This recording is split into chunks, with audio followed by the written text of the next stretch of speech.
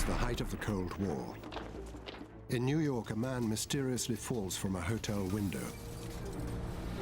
In Kentucky, a secret experiment feeds prisoners LSD for 2.5 months. In Montreal, a doctor delivers hundreds of electroshocks to his psychiatric patients. How far did the Central Intelligence Agency go to fight the new communist threat? Germ warfare? Brainwashing? Even murder? What's the real story behind the CIA's secret experiments?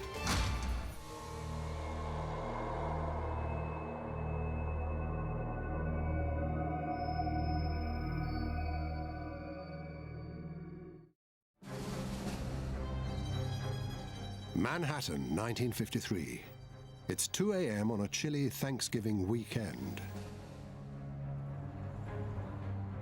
This is the Statler Hotel on 7th Avenue.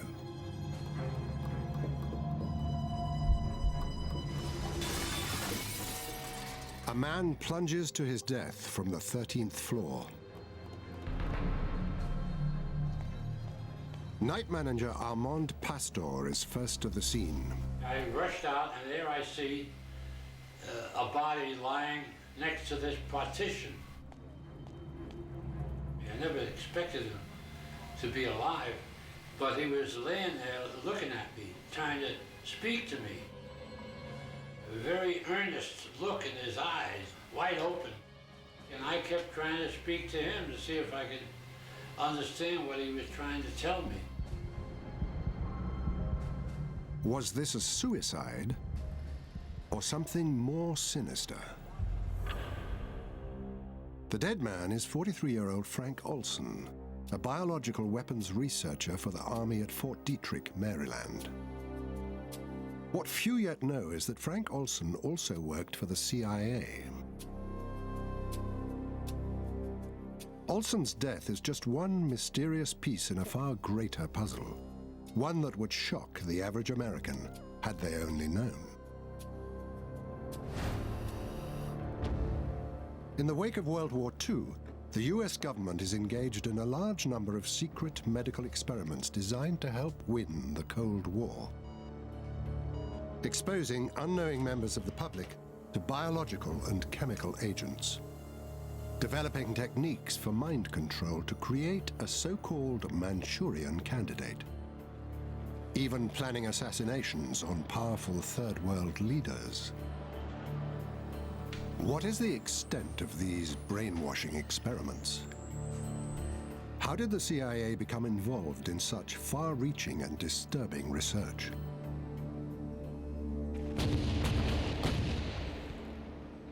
Allied victory brings an end to the Second World War. Gradually, the full extent of Nazi atrocities is revealed. In the concentration camps, medical research on captives includes experiments on their minds as well as their bodies. The Germans were doing an experiment at Dachau on things like hypnosis and the use of drugs for interrogation to try and find out ways of controlling people, of making people tell against their will.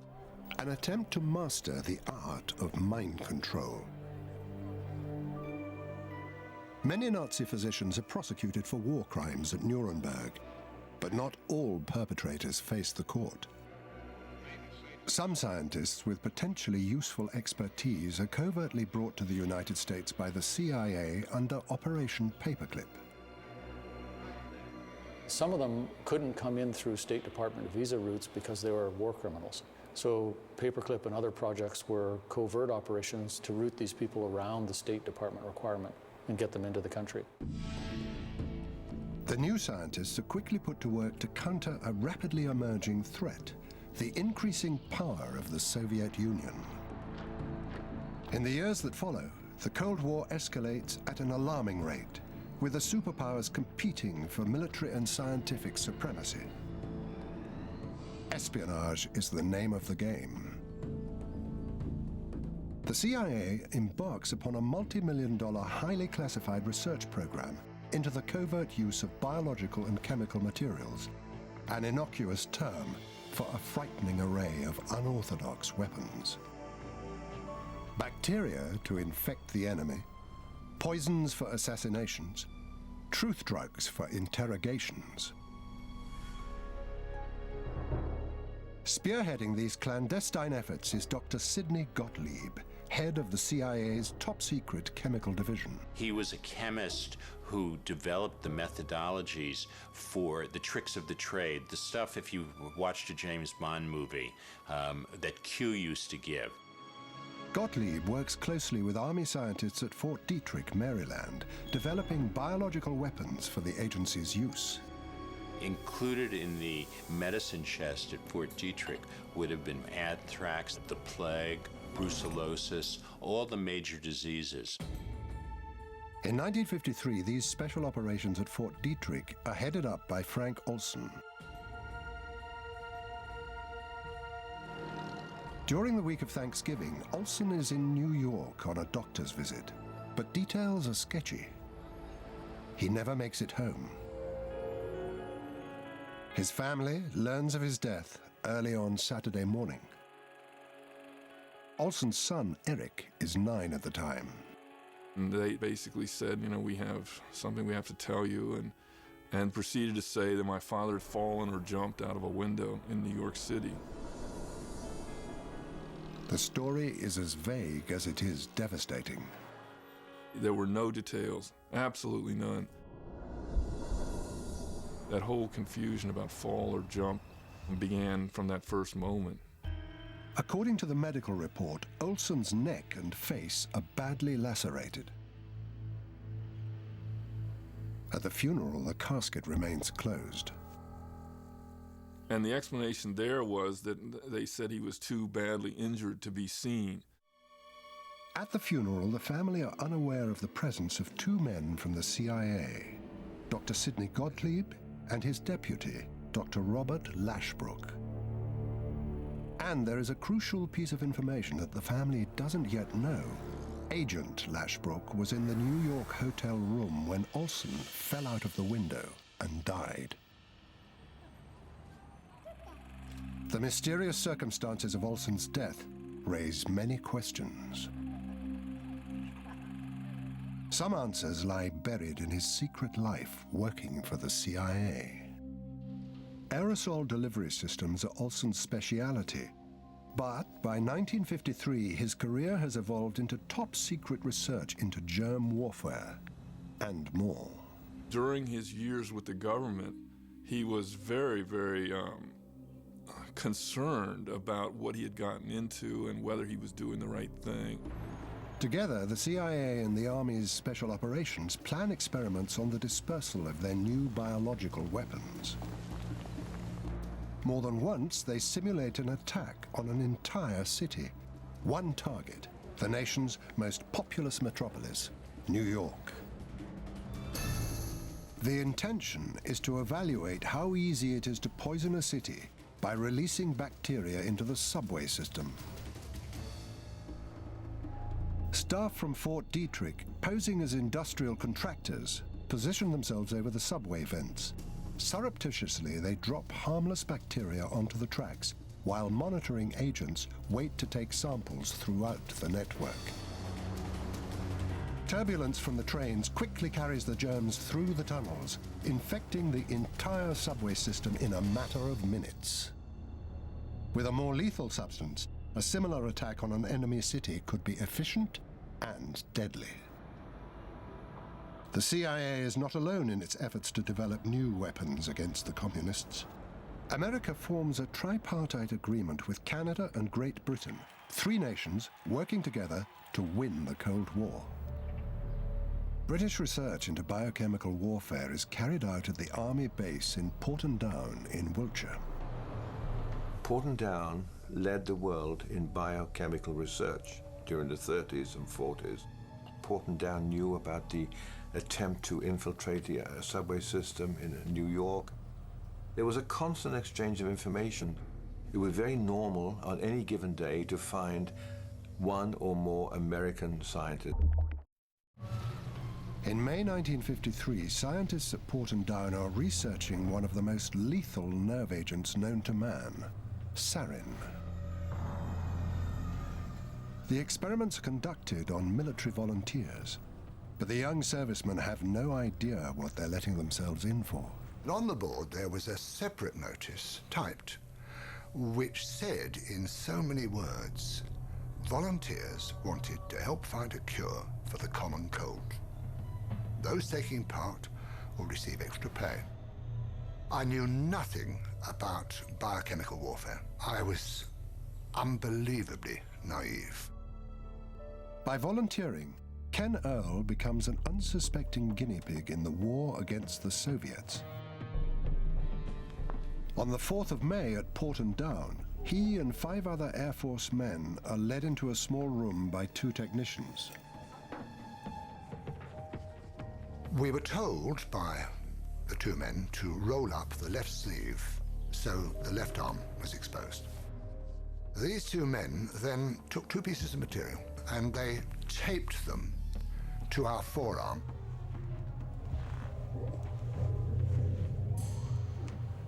They then gave us each a respirator and that we were not, under any circumstances, to take off the respirator. And the door was sealed behind us. It was very, very poky, a small building. And I found out since it was a gas chamber, which puts the fear of death into you, of course. And this technician, with a vial and a pipette, went round each of us, and he dripped onto this pieces of material 20 drops in 2 rows. And it was a colorless liquid, and I didn't know what it was. I didn't question it. The clear liquid is sarin nerve agent. It is quickly absorbed into the arm through the skin. The effects are immediate. I became absolutely claustrophobic. I didn't know what sheer terror there is in being trapped and not being able to breathe properly. You feel you can't breathe. I was sweating profusely. And I felt so ill. And I now, even today, I have nightmares about it. After half an hour, we were released, gasping and spluttering and sweating into the open air. Beautiful sunny May morning. Absolute bliss. What a wonderful thing to be alive. The corresponding paperwork clearly states the purpose of the experiment is to determine the lethal dose of sarin. They quickly get their answer. 2 days later, another group of 6 had exactly the same thing done to them. But sitting in my seat was a young 20-year-old called Ronald Madison. And, quite frankly, he was dead within 45 minutes, the most hideous death anybody can ever have. Foaming at the mouth, an ambulance driver described it as like frog spawn coming out of his mouth. Terrible death. Based on the dates later found in his passport and known previous visits to Porton Down, there is a good chance that Frank Olson witnessed this fatal experiment. According to investigative reporter Gordon Thomas, Olson voices his concerns to a man named William Sargent. Dr. Sargent was the most eminent psychiatrist in Britain. He ran the Department of Psychological Medicine in St. Thomas's Hospital. During the Cold War, Sargent's expertise is sought by both British and American intelligence.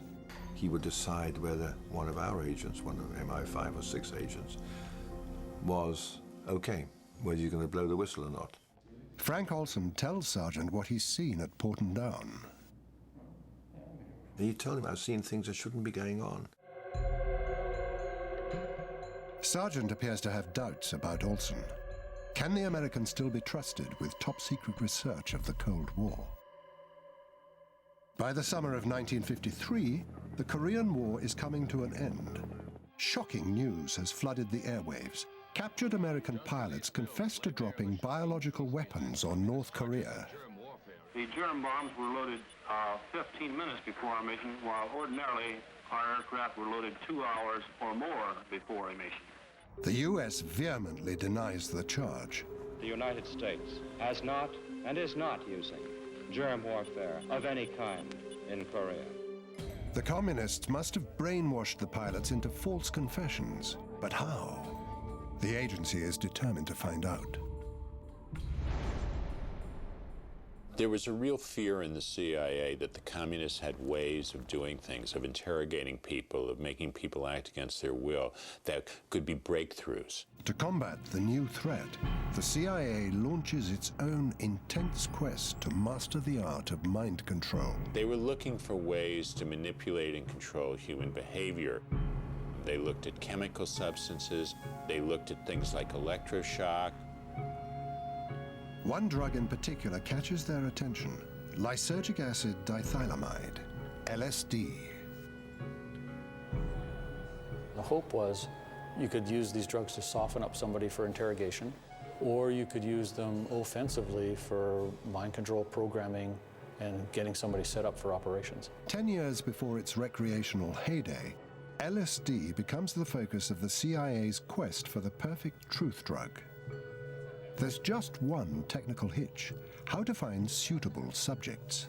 One CIA guy said to me, we couldn't really test on housewives in Northern Virginia. That wouldn't have been okay.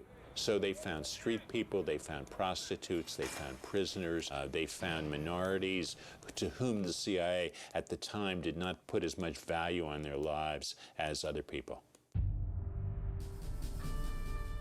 At the Federal Addiction Research Center in Lexington, Kentucky, Dr. Harris Isbell is contracted by the CIA to study the effects of prolonged exposure to LSD.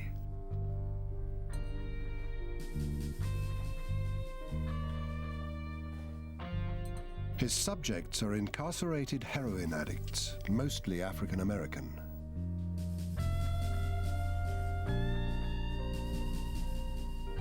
The deal down there was unbelievably gauche. They had prisoner volunteers who came in, and they would be given LSD as part of the experimentation, and then as a reward given heroin.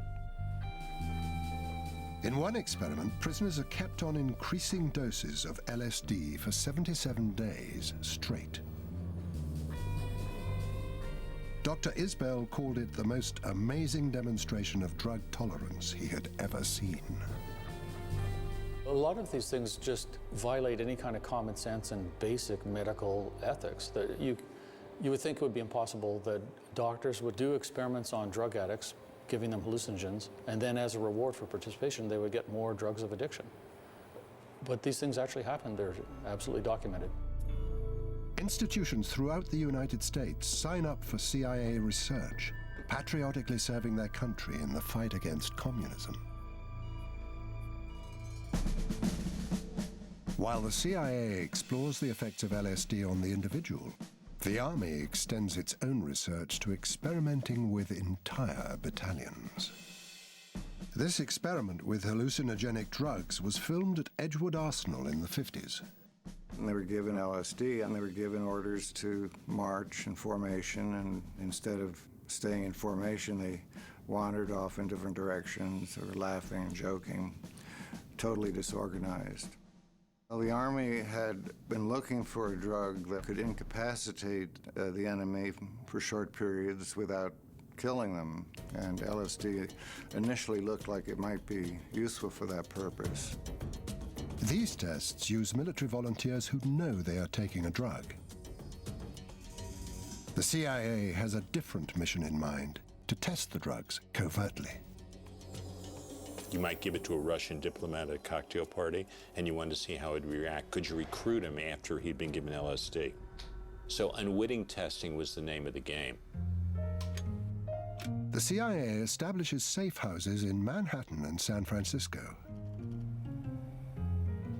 Prostitutes are used to lure in possible suspects and slip them LSD. Local gangsters are used to simulate enemy agents with secrets to share. The agency listens in, hoping the lethal combination of the girl and drugs will get the subject to talk. Narcotics agent Ira Feldman is responsible for finding those unwitting subjects. We got prostitutes to come in and speak to these guys. And these prostitutes would put something, which I found out later on was LSD, into the drink and make them talk. And 10, 15 minutes later, they'd be spilling their guts, whether it be state secrets or narcotics or murder. But at the height of the Cold War, interrogating domestic gangsters is just a practice run. The real challenge lies in field operations overseas on the fringe of the Iron Curtain. Western and Eastern Europe were the front lines of the struggle against communism. So if a defector came in and they wanted to try a new substance on them, they would send in American intelligence people. In occupied Germany, the CIA hones its techniques for getting at the truth. The potential victims for interrogation are endless. Defecting scientists with valuable information to share. Suspected double agents selling secrets to the communists. All are fair game for the CIA. A person would be taken to a safe house in a secure location. They would be kept there for a period of at least days. They might have sleep and food deprivation. They would have possibly alcohol, barbiturates, hallucinogens, and other medications administered. And then a variety of interrogation techniques would be applied. In order to fully test these techniques, the agency must pursue the interrogations to the bitter end. There was an expression the CIA was using called terminal experiments, which were experiments that would lead to death or vast injury to the person. Among those who witnessed these experiments is Fort Detrick scientist Frank Olson. His passport shows several trips to Germany, including during the summer of 1953. He is deeply disturbed by what he sees.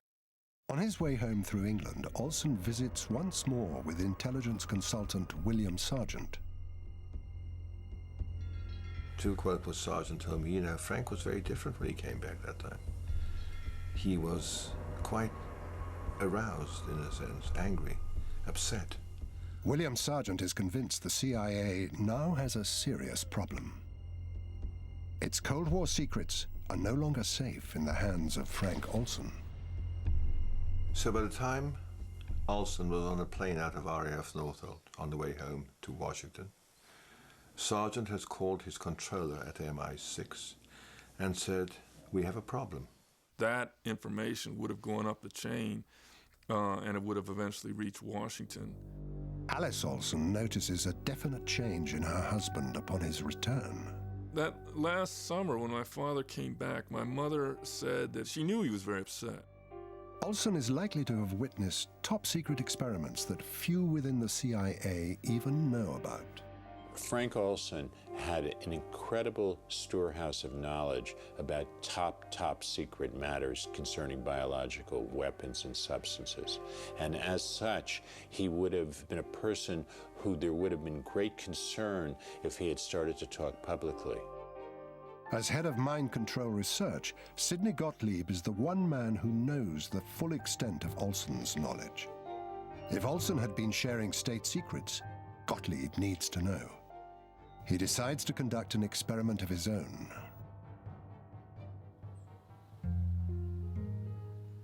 At Deep Creek Lodge in Maryland on Wednesday, the 18th of November 1953, Frank Olson and 6 colleagues from Special Operations at Fort Detrick attend a clandestine meeting. They are joined by counterparts from the CIA, including Sidney Gottlieb and his deputy, Robert Lashbrook. Gottlieb slips a small amount of LSD into a bottle of Cointreau. So according to Gottlieb, when I met him, they were concerned that what if a scientist was kidnapped by the communists, and what if the enemy drugged that scientist, would he be forthcoming? And they were going to test this by staging a scientific meeting and drugging the participants. And that my father was just one of a number who got this drug.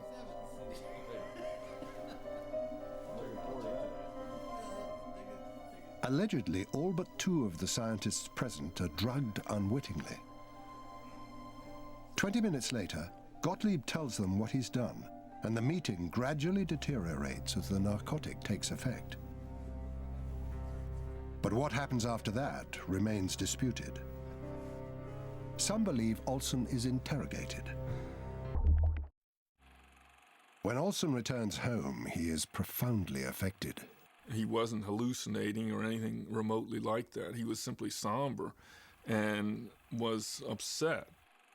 He used that phrase that he'd made a terrible mistake and he had decided he wanted to quit his job. Instead of accepting Olson's resignation, his boss sends him to New York for psychiatric counseling. He's accompanied by Robert Lashbrook from the CIA.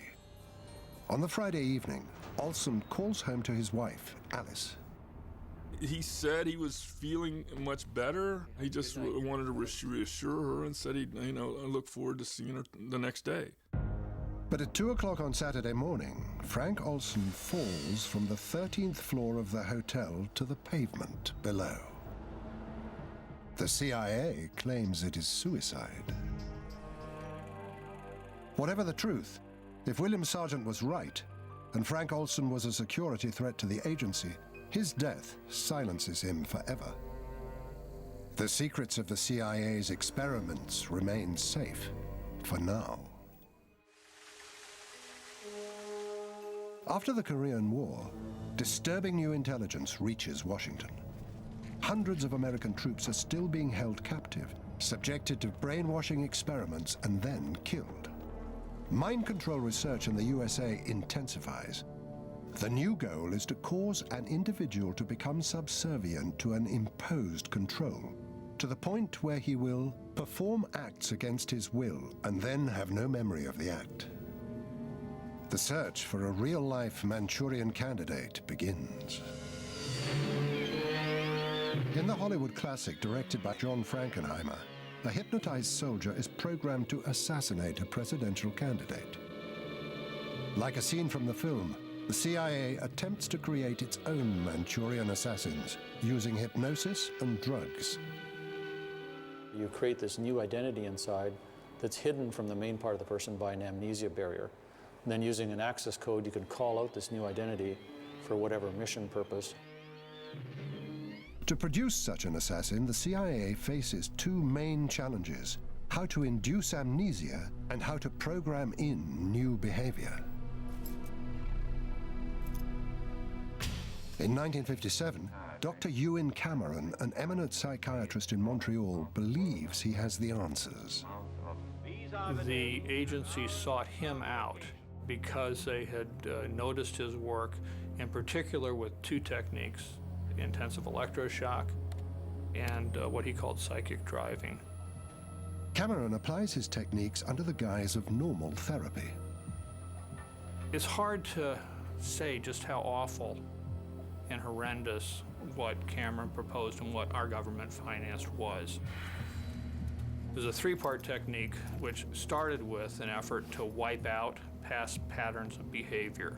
And this was accomplished through the use of particularly intensive, repeated, high-level electroshocks until no more convulsions could be elicited from a patient. Cameron then plays tape-recorded messages through helmets that are locked onto his patients' heads. This psychic driving forces them to listen to repetitive statements for weeks on end to program in new behavior. And then the final phase was to try to wipe out all recollection of what had happened. And that was accomplished by putting people to sleep for 30, 40 days, accompanied by different kinds of cocktails of drugs. Now, that's not any kind of therapy. That's a brainwashing experiment. Since the Greeks first started thinking about medical ethics, the first rule was do no harm. That's a rule Cameron broke.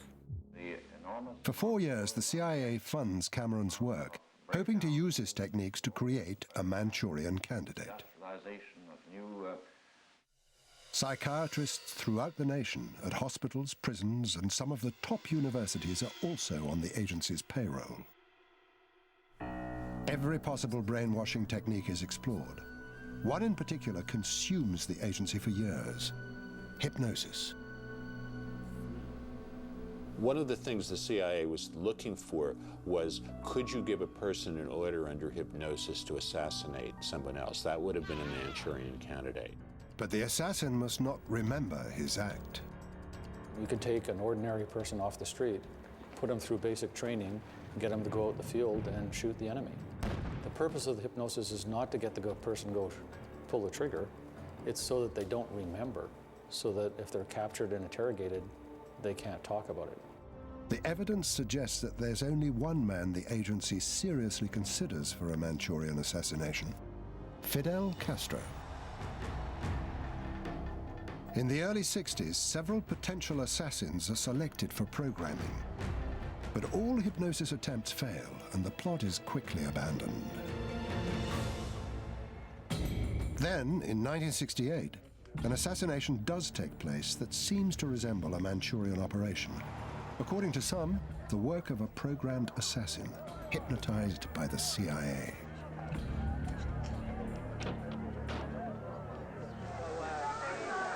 My thanks to all of you, and now it's on to Chicago, and let's win there. The 4th of June, 1968. It's election night in the California Democratic primary.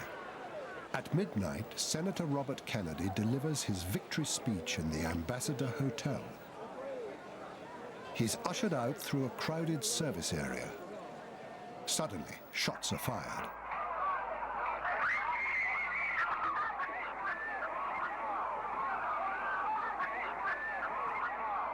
"26 hours later, Kennedy is pronounced dead. As the gunman, 24-year-old Sahan Bishara Sahan, is led away, several witnesses notice his trance-like demeanor.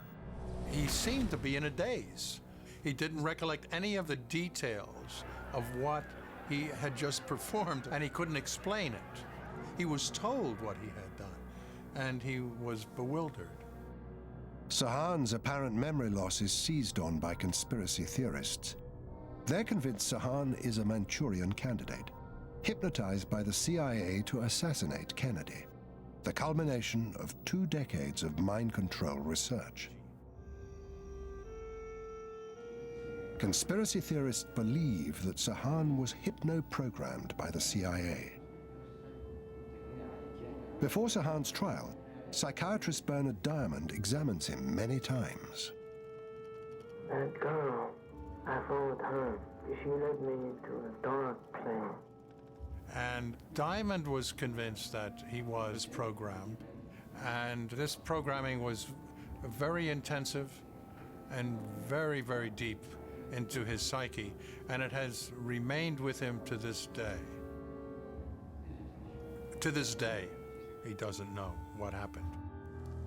Programmed amnesia is the key ingredient to a Manchurian operation. Sahan also claims he has been hypnotized before. He had recently been studying the Rosicrucians, an ancient mystical order devoted to self-improvement. Hypnosis is one of the tools they teach for focusing the mind inward. Sirhan Sirhan described some self-hypnosis meditation type exercises, and his journals have a lot of repetition, RFK must die, which looks to me like trance state repetition, focusing on the mission, focusing on the mission, focusing on the mission. In the Manchurian Candidate movie, the assassin's mission is triggered by the Queen of Diamonds playing card. But it could be anything. The CIA documents describe hand signals, tones over the phone, words. So you hypnotize somebody and you can program in any trigger whatsoever to flip them into their Manchurian Candidate state. Numerous witnesses report seeing a woman in a polka dot dress talking to Sahan in the area, moments before the shooting. She had a dress with polka dots on it. How about this girl's hair? What color was it? Brown.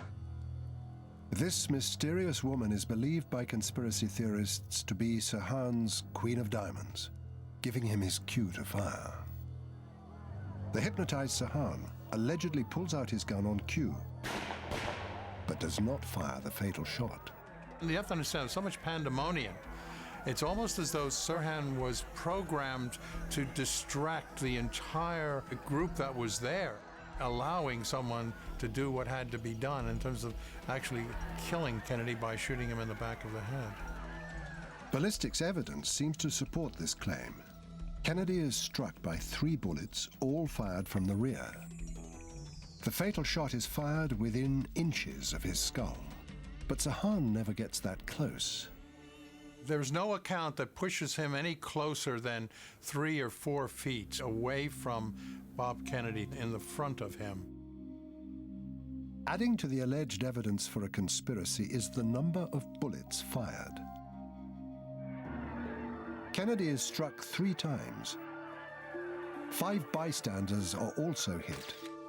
But several more bullet holes are identified in the doors and ceiling, suggesting at least 10 are fired.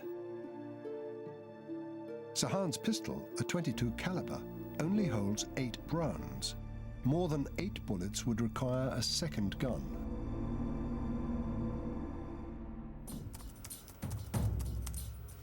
Historian Mel Ayton has spent years investigating the assassination. He tries to track down the girl in the polka dot dress that was supposedly seen talking to Sirhan. After going through the film footage taken in the Ambassador Hotel that night, I've isolated an image of a girl in a polka dot dress standing next to a guy who looks like Sirhan. But it's not him. It is possible the accounts of Sirhan with a girl in a polka dot dress are a case of mistaken identity. Ayton believes that Sirhan could have shot Kennedy at close proximity from behind, even while standing 3 feet in front of the senator. When Kennedy was moving through with the crowd through the pantry, he turned to his left to shake hands with the kitchen workers. Kennedy reaches across with his right arm, presenting Sirhan with the right side of his body as a target. And then Robert Kennedy was shot under the armpit because obviously his right arm was being raised as a defensive reaction, and then the arc of the gun was pursuing Kennedy's head as Kennedy was going down. To determine the number of bullets fired, Ayton sends acoustic expert Steve Barber a copy of the only complete audio recording to exist of the assassination. All of a sudden I hear pop, pop, pop. And then a blood-curdling, high-pitched female scream just after the shots. 2 unidentified thumps occur just 3 seconds before the first pop. I rule thump number 1 completely out. It sounds like the microphone has bumped into something. Thump number 2, I think, is either a door banging into a wall or a balloon exploding. A graph of the recording clearly shows a spike each time the gun is fired. Distinctly, 8 bullets were fired. If the conspiracists believe there are more than 8 gunshots, then they're going to have to explain the lack of those gunshots being captured on this recording. There is no doubt in Ayton's mind that Sirhan was the lone assassin, and the CIA had nothing to do with it. In the Robert Kennedy assassination, many hypnosis experts questioned the entire validity of the Manchurian Candidate theory. I don't think that a trigger that would move someone into hypnotic state where they would commit murder would really work. The CIA itself appears to reach the same conclusion. By 1968, after investing millions of dollars, the agency abandons its research into programming a hypnotized assassin, concluding it can never work. You do not relinquish your will. You do not become a dupe, a patsy, or a mindless automaton, despite some public beliefs that this may be the case. In 1972, Sidney Gottlieb terminates the agency's research into the biological and chemical control of human behavior, citing its decreasing relevance to clandestine operations. The American public remains oblivious to the fact that the CIA's mind control program ever existed. But on the 11th of June 1975, the Washington Post reports on a civilian scientist who was unwittingly given LSD and jumped from a Manhattan hotel window. No names are mentioned, but the Olsons immediately recognize the story of their father's death 22 years ago. They decide to go public. All the major networks attend, as the Olsons add Frank Olson's name to the list of victims of the CIA. The source for the article describing Frank Olson's death is the Rockefeller Commission report. Triggered by Watergate, it's a presidential inquiry into illicit domestic activities by the CIA. The Olsons decide to sue the agency for their father's wrongful death. This death was the result of CIA negligence and illegality on a scale difficult to contemplate. And within 10 days, we were sitting in the Oval Office of the White House getting an apology from Gerald Ford himself. The family received $750,000 for Frank Olson's death. Spurred by the media reports, Congress launches its own investigation into the CIA, chaired by Senator Frank Church. Sidney Gottlieb and Robert Lashbrook are summoned to testify. Well, there was, of course, claims or thoughts that maybe great things could be done with hypnosis. One small project in which we had a hypnotist do some experiments, primarily to see what the limitations of hypnosis might be. Can you make a person do something under hypnosis that he would not ordinarily do? The revelations are staggering. 80 institutions have been contracted by the CIA for mind control research, costing the US taxpayer the equivalent of $30 million today. The committee concludes the agency demonstrated a fundamental disregard for the value of human life. Former CIA Director Richard Helms reveals that in 1973, he instructed Sidney Gottlieb to destroy all records pertaining to the mind control experiments. But some managed to escape the shredder. You can be sure in any government agency there's always an accountant somewhere who has got an extra set of the documents, and the financial records included program descriptions and project proposals. Among the files released by the agency are several internal memos written immediately after Frank Olson's death. The documents describe the incident at Deep Creek Lodge as a mild experiment using a very small dose of LSD, targeting all but 2 of the men at the meeting. Apparently, no one had an abnormal reaction to the drug. But there's also a memo from CIA consultant Harold Abramson, who saw Olson the following week. According to him, the experiment had in fact been designed specifically to trap Frank Olson. The contradictions plague Eric Olson for many years. He is convinced there was foul play at hand. In his quest for answers, he finally turns to the one man he knows he can trust, his father. When the backhoe started digging, and it was an early June morning, 1994, I thought, yes, finally, we're gonna open this thing up. Supervising the exhumation is forensics expert Professor James Stars. The body was, as I would say, in unusually well-preserved condition. One thing is immediately apparent. There were no lacerations evident on his face and head. This is in direct contrast to the medical report and the story told to the Olsons. There was something else the CIA didn't want the family to see. What is present but not mentioned in the medical report is a large bruise above the left eye. But Olson is supposed to have hit the ground feet first and then fallen backwards.